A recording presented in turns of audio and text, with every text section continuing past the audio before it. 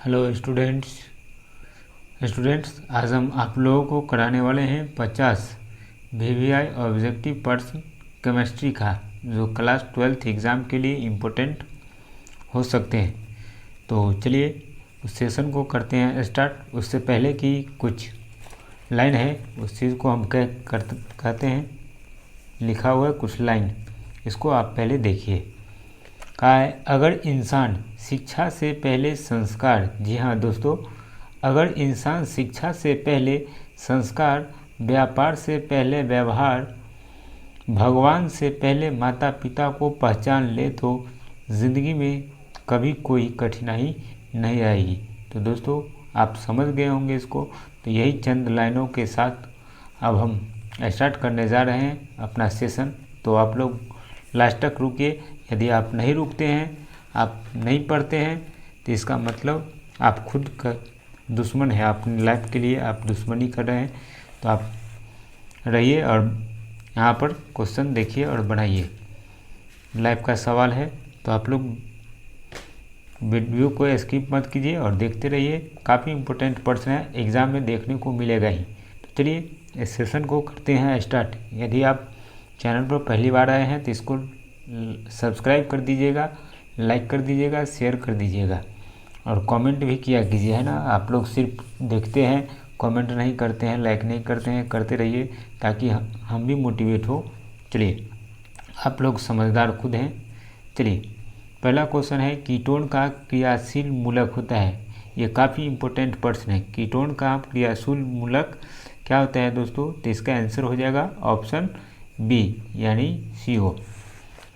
इधर से single bond लगा है। अगला दूसरा नंबर क्वेश्चन है, निम्नलिखित में कौन क्रिस्टल है?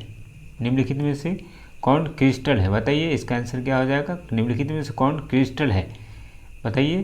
तो इसका आंसर हो जाएगा दोस्तों, इनमें सभी हो जाएगा। सभी, हीरा, साधारण नमक, ग्रेफाइट, ये सब क्या है? क्रिस्टल है। तो इसका आंसर हो जाएगा इनमें सभी। अगला प्रश्न को देखिए, किसी विलयन का वाष्प दाब होता है। किसी विलयन का वाष्प दाब होता है, बताइए। किसी विलयन का वाष्प दाब होता है, बताइए इसका आंसर। और ये VVI प्रश्न है, इसको मान लीजिए VVI प्रश्न है और इसका आंसर हो जाएगा दोस्तों ऑप्शन बी। शुद्ध विलय के वाष्प दाब में क्या हो जाते हैं? वाष्प दाब से कम होते हैं। यानी किसी विलयन का वाष्प दाब जो होता है ना, से शुद्ध विलय के वाष्प दाब से कम होता है। तो इसका राइट आंसर हो जाएगा ऑप्शन बी। अगला प्रश्न देखिए, चौथा नंबर, कौन से सांद्रण इकाई ताप से स्वतंत्र होता है? मतलब कौन सा सांद्रण इकाई है जो ताप से स्वतंत्र होता है? तो इसका आंसर हो, ताप से स्वतंत्र होता है। तो इसका आंसर क्या हो जाएगा दोस्तों? तो इसका आंसर हो जाएगा ऑप्शन ए यानी मोललता जो है ना, स्वतंत्र रहता है। जैसे आज़ाद नहीं कहते हैं, इसी प्रकार से आज़ाद है। अगला देखिए, एल्डिहाइड और कीटोन का सामान्य सूत्र क्या होता है? बोलिए। 5वां नंबर प्रश्न है, एल्डिहाइड और कीटोन का सामान्य सूत्र होता है, इसका ऑप्शन बी यानी CnH2SO। ये कीटोन और एल्डिहाइड का सामान्य सूत्र हुआ। चलिए अगला 6ठा नंबर प्रश्न को देखते हैं, ताप में वृद्धि होने से अधिशोषण की मात्रा क्या हो जाती है? बढ़ती है, घटती है? मतलब पहला ऑप्शन है घटती है, दूसरा बढ़ती है, तीसरा परिवर्तित है, चौथा इनमें से कोई नहीं। बताइए इसका आंसर, कमेंट किया कीजिए। तो चलिए इसका आंसर है ऑप्शन ए यानी ताप क्या हो जाता है? घट जाती है, घट जाती है। ताप में वृद्धि होने से अधिशोषण की मात्रा क्या हो जाती है? घट जाती है। चलिए अगला है, HCP संरचना में पैकिंग प्रगुणता है, प्रभाज नहीं।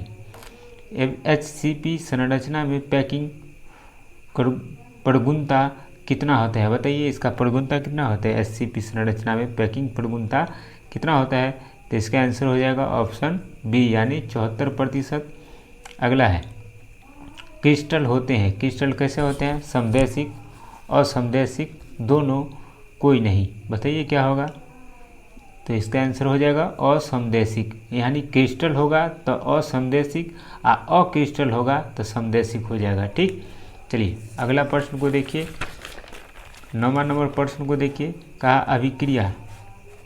अभिक्रिया O2 F2 से करते हैं तो O2 प्लस F2 की अनुकता होती है। तो इसका अनुकता कितना होगा बोलिए? इसका अनुकता हो जाएगा ऑप्शन बी यानी 1। अगला है कारक जो अभिक्रिया की दर को क्या करते हैं? प्रभावित कर देते हैं। यानी कौन ऐसा कारक है जो अभिक्रिया की दर को क्या करते हैं? प्रभावित करते हैं। तो इसका आंसर हो जाएगा इनमें से सभी, यानी ताप भी, दाब भी, सांद्रण भी, ये सब जो है ना अभिक्रिया की दर को क्या कर देते हैं? प्रभावित कर देते हैं। ठीक है। अगला प्रश्न देखिए, ऑक्सीजन आवर्त सारणी के किस वर्ग में आता है? बताइए। आवर्त सारणी में वर्ग की संख्या 18 और आवर्त की संख्या 7 होता है। तो बताइए इसमें ऑक्सीजन जो है किस आवर्त सारणी के, मतलब आवर्त सारणी के किस वर्ग में आते हैं? बताइए ऑक्सीजन, बोलिए। इसका आंसर ऑप्शन सी यानी 16वें वर्ग में ऑक्सीजन आता है। ठीक है। चलिए अगला है एंजाइम जो दूध को दही में बदल देता है। मतलब दूध को कौन सा एंजाइम है जो दूध को क्या करता है? दही में बदल देता है। तो इसका आंसर हो जाएगा दोस्तों ऑप्शन डी लैक्टोबैसिलस। जो एंजाइम है ना वो दूध को दही में बदल देता है। काफ़ी इंपॉर्टेंट प्रश्न है। अगला है अयस्कों में उपस्थित अशुद्धि को कहते हैं। अयस्क में जो अशुद्धि उपस्थित रहते हैं ना उसको क्या कहते हैं? बताइए। ये काफ़ी इंपॉर्टेंट प्रश्न सब हम करा रहे हैं, आपको एग्जाम में देखने को मिलेगा। चलिए इसका क्या हो जाएगा? अयस्कों में उपस्थित अशुद्धियों को कहते हैं, क्या कहते हैं बोलिए? तो इसका आंसर हो जाएगा ऑप्शन ए यानी गैंग कहते हैं। अयस्कों में उपस्थित जो अशुद्धि होते हैं ना उसको गैंग कहते हैं। ठीक। अगला 14 नंबर प्रश्न को देखिए आप। अयस्कों से गैंग को बाहर निकालने के लिए प्रयुक्त पदार्थ को कहते हैं। मतलब अयस्क में जो गैंग रहता है ना वो गैंग को बाहर निकालते जो है कैसे निकालते हैं? मतलब उसी प्रयुक्त पदार्थ, मतलब उसको निकालने के लिए जो प्रयुक्त पदार्थ का इस्तेमाल किया जाता है कौन सा है? यही चीज़ पूछा गया है। तो बोलिए इसका आंसर हो जाएगा फ्लक्स। अगला है 15 नंबर क्वेश्चन है, विलयन में विलेय तथा विलायक के मोल प्रभाज का योगफल होता है। विलयन में जो है विलेय और विलायक के मोल प्रभाज का योगफल होता है। क्या होता है योगफल? बताइए। इसका आंसर हो जाएगा ऑप्शन डी, इनमें से कोई नहीं, ऑप्शन है ही नहीं। तो आप बताइए, कमेंट करके आप इसका जवाब दीजिएगा कि कितना होता है। होता है लेकिन इस ऑप्शन में नहीं है, इसीलिए डी है। बताइएगा इसका कमेंट करके आंसर। ठीक। तब हम देखते हैं, आपका नाम लेंगे वीडियो में अगर आप कमेंट करके बताइएगा तो। चलिए 16 नंबर है, समुद्र जल के प्रासरणी दाब लगभग होता है। समुद्र जल का प्रासरणी दाब कितना होता है? बोलिए बोलिए बोलिए। 30 ATM। ठीक। इसका होता है 30 ATM। तो 16 तक हमारा प्रश्न खत्म हो चुका है। तो फिर अब 17 से चलते हैं। तो देखिए यहाँ 17 नंबर क्वेश्चन आपके स्क्रीन पर है मेरे रसगुल्लो, ज़रा गौर से सुन लो। चलो अगला देखिए, लोहे का अयस्क है। बोलिए इसमें लोहे का अयस्क कौन सा है? बोलिए बोलिए ना। लोहे का अयस्क ऑप्शन डी, इनमें से कोई नहीं। आप ये बताइए, इनमें से कोई नहीं है। अब कोई नहीं है तो कोई तो होगा लोहा का अयस्क। आप इसका भी आंसर कमेंट बॉक्स में देंगे। ठीक। नहीं तो उसका आंसर हम बता देते हैं, उसका आंसर एक होगा। उसका आंसर एक होगा। इसका आंसर आप कमेंट बॉक्स में कमेंट करके देंगे, है ना। इसका आंसर अभी फ़िलहाल यहाँ पर ऑप्शन में नहीं है, तो इनमें से कोई नहीं होगा।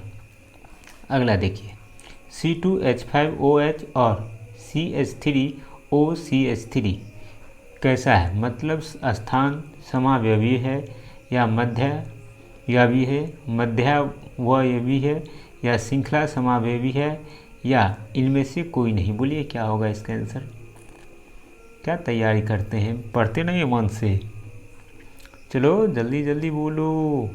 18 का आंसर हो जाएगा ऑप्शन, 18 का आंसर क्या हो जाएगा? Option D is a right answer, यानी सभी होगा इसमें। ठीक।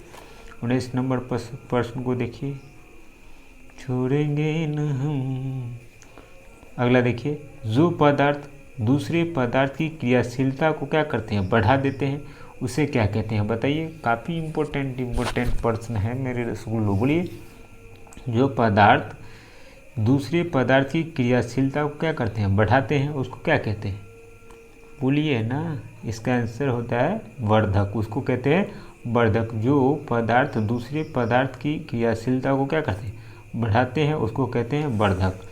अगला 20 नंबर प्रश्न, जो उत्प्रेरक अभिक्रिया की दर को बढ़ाता है, जो उत्प्रेरक अभिक्रिया की दर को बढ़ाता है, वो कैसा उत्प्रेरक होता है, बोलिए।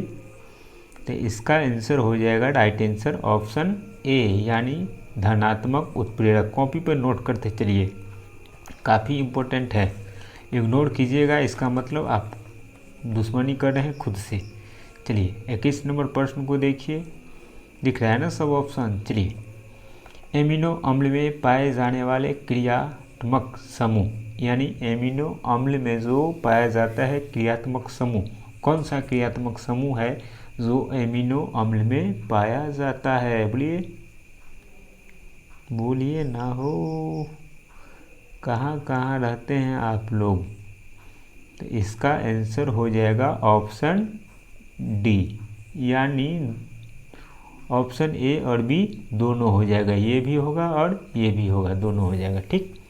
चलिए 22 नंबर प्रश्न को देख लीजिए, निम्नलिखित में कौन सा विलयन कोलाइडी नहीं है, कौन सा विलयन है इसमें जो कोलाइडी नहीं है, तो इसका आंसर बोलिए सादा पानी, यानी ऑप्शन डी इसका राइट आंसर हो जाएगा, ठीक।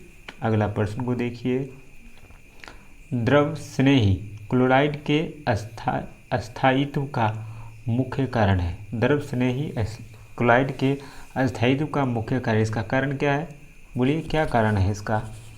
तो इसका आंसर हो जाएगा दोस्तों ऑप्शन बी, यानी आवेश के कारण ऐसा होता है, ठीक। चलिए अब 24 नंबर क्वेश्चन को देख लेते हैं। जब प्रकाश पुंज को कोलाइडी विलयन से गुजारा जाता है तो क्या होता है, बोलिए। आप डायरेक्ट आंसर बोलेंगे, है ना, रनिंग धरेंगे। इसका आंसर हो जाएगा ऑप्शन ए, प्रकाश का प्रकीर्णन होता है। आप लोग नोट करते चलिए, है ना, नहीं तो कान हम हिला देंगे, कान, समझे, बहुत फांकी मारते हैं। कम समय है, ज़्यादा नंबर लाना है, पढ़ते नहीं है, वीडियो छोड़ के भाग जाते हैं, कान हिला देंगे। चलिए अगले लिखिए, फैराडे की इकाई होती है, बोलिए फैराडे की इकाई क्या होती है, बोलिए। इसका आंसर हो जाएगा ऑप्शन सी, कूलम बटा मोल, ठीक।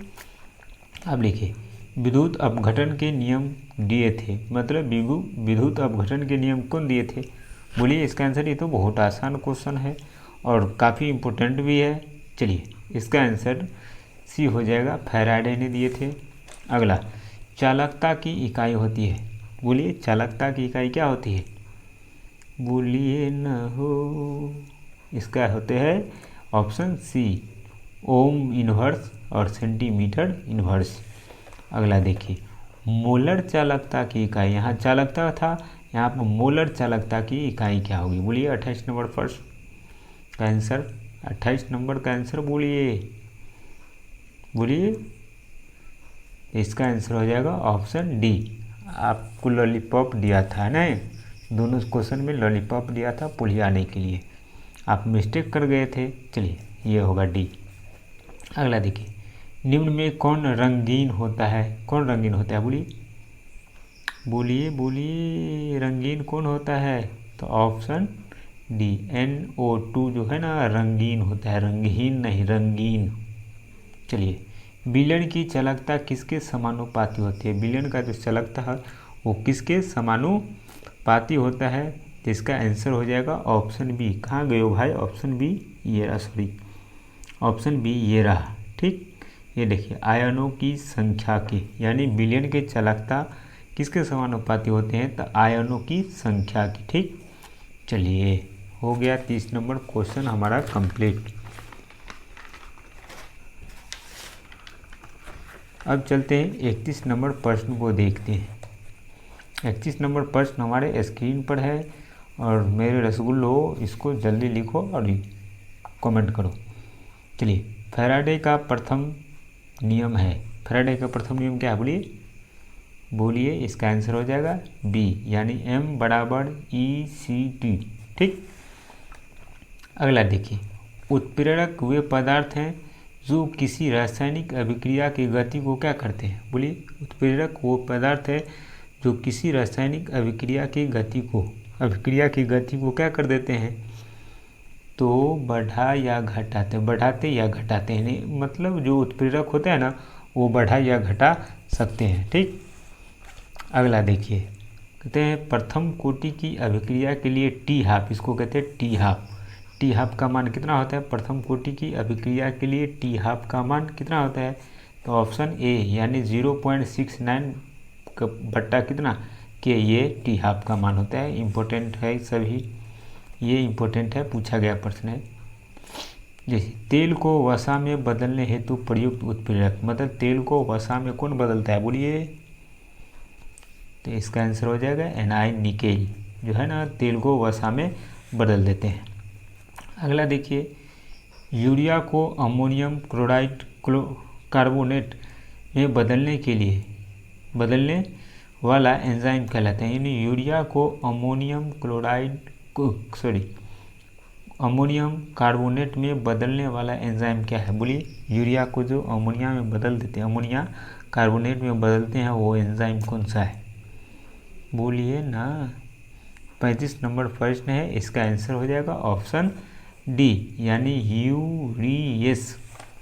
36 नंबर प्रश्न देखिए, वैद्युत अपघटन विधि द्वारा शुद्ध किया जाता है किसको शुद्ध किया जाता है, तो Cu कॉपर को। अगला देखिए, Na2O2 है, क्या है ये।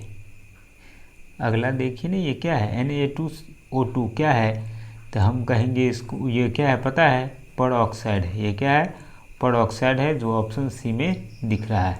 अगला देखिए, 38 नंबर, प्रकाश रासायनिक अभिक्रिया की कोटि होती है बोलिए। प्रकाश रासायनिक अभिक्रियाओं की कोटि क्या होती है, तो ये हमेशा शून्य होते हैं, शून्य, यानी ऑप्शन ये हमारा राइट आंसर होगा। ठीक, चलिए 39 नंबर प्रश्न को देखिए, अनुकता का अधिकतम मान हो सकता है। अनुकता जो हो उसका अधिकतम मान कितना होता है बोलिए। ये MVVI यानी मोस्ट इम्पोर्टेंट प्रश्न है। अनुकता का अधिकतम मान हो सकता है, कितना हो सकता है, तो इसका आंसर हो जाएगा ऑप्शन बी, यानी 3 हो सकता है। अगला देखिए, शुष्क सेल का विद्युत वाहक बल होता है, यानी विद्युत वाहक बल होता है बोलिए। शुष्क सेल का विद्युत वाहक बल कितना होता है, तो इसका आंसर हो जाएगा ऑप्शन ए, यानी 1.5 वोल्ट। ठीक, अगला देखिए, निम्नलिखित में कौन द्वितीयक सेल है बोलिए, तो इसका आंसर हो जाएगा लेड स्टोरेज बैटरी हो गया। अगला, ऑक्सीजन और ओजोन है, क्या है ऑक्सीजन और ओजोन क्या है बोलिए, तो इसका आंसर हो जाएगा कितना बोलिए, 41 का भी था ना लेड स्टोरेज, 42 का बोलिए। ऑक्सीजन और ओजोन है, क्या है बोलिए, ये समस्थानिक है। ऑक्सीजन और ओजोन क्या है, समस्थानिक है। इसका PDF चाहिए तो आप लिंक डिस्क्रिप्शन में दिया गया है, टेलीग्राम का, इंस्टाग्राम का, आप वहाँ से जाके मुझे फॉलो कर सकते हैं। ओके, चलिए 43 नंबर क्वेश्चन को देखिए, KMnO4 में Mn की ऑक्सीकरण अवस्था क्या होगा बोलिए। ये ऑक्सीकरण अवस्था निकालना होगा, यानी KMnO4 में किसका ऑक्सीकरण पूछा है, Mn का, तो जिसका ऑक्सीकरण पूछा है उसको X मान लीजिए, और इस सब का जो बाकी है उसका ऑक्सीडेशन नंबर बताइए। ऑक्सीकरण संख्या K है पोटेशियम, इसका होगा 1 प्लस, इसको हम इसका Mn का निकालना है तो इसको मान लेते हैं X प्लस O, ऑक्सीजन का होता है 2 माइनस 2, क्या को ऑक्सीजन 4 को, तो 4 से गुना कर देंगे इसको, अब बराबर 0। इसको गुना करेंगे तो यहाँ हो जाएगा 1 प्लस, ये दोनों को गुना करेंगे तो -8, यानी ये X -8 बराबर कितना 0 और घटाएंगे तो हो जाएगा -7 + x = 0 और x का मान निकालेंगे तो ये माइनस में 7 है, उधर जाके प्लस में 7 हो जाएगा, यानी ऑप्शन सी है। ठीक, अगला देखिए, निम्नलिखित में कौन हाइड्रोजन बंधन नहीं बनाता है? ये हाइड्रोजन बंधन नहीं बनाता है, तो हम लोग जानते हैं हाइड्रोजन बंधन कौन नहीं बनाता है, बोलिए ना। तो इसका आंसर हो जाएगा ऑप्शन सी, HCl हाइड्रोजन बंधन नहीं बनाता है ना। हाइड्रोजन बंधन बनाने के लिए FON यानी ये तीनों F है, देखिए इसमें FNO जैसे वोवेल याद करते हैं ना वैसे याद कीजिए। ये तीनों जिसमें रहेगा वो चीज़ हाइड्रोजन बंध बनाएगा, और ये नहीं रहेगा, इसमें कोई नहीं रहेगा तो ऑक्सीजन बंध हाइड्रोजन बंध नहीं बनाएगा। देखिए यहाँ NH3 इसमें N है ना, इसमें N है तो इसमें N है, इसका मतलब ये हाइड्रोजन बंध बनाएगा। H2O यहाँ भी H2O है तो यहाँ भी हाइड्रोजन बंध बनेगा। यहाँ देखिए H और F है ना इस वाला, तो F है, इसका मतलब ये भी हाइड्रोजन बंध बनाएगा। और इसमें देखिए नहीं है ना, HCl में ये वोवेल नहीं ना है, इसको वोवेल मानिए नहीं है, तो इसका मतलब ये हाइड्रोजन बंध नहीं बनाएगा। काफ़ी इंपॉर्टेंट है, पूछता है एग्जाम में बराबर। अगला देखिए, क्लोरीन रंगीन फूलों को रंगहीन कर देता है, दुश्मनी है क्या इसको? कह रहे हैं क्लोरीन जो है ना रंगीन फूलों को रंगहीन कर देता है, क्योंकि यह कैसा होता है, बोलिए कैसा होता है? यह ऑक्सीकारक होता है। क्लोरीन जो है ना ऑक्सीकारक होता है, जिसके कारण फूलों का रंग जो है ना रंगहीन कर देता है। क्या करता है? रंगहीन कर देता है। तो 45 प्रश्न हमारा ख़त्म, रह गए अब 5 प्रश्न। बस थोड़ा देर वेट कीजिए और हमारा काम ख़त्म। अगला देखिए, अरे भाई तू जा उधर। अगला देखिए, निम्न में कौन साधारणतया शरीर द्वारा नहीं बनाए जाते हैं? बोलिए क्या नहीं बनाया जाता है शरीर के द्वारा?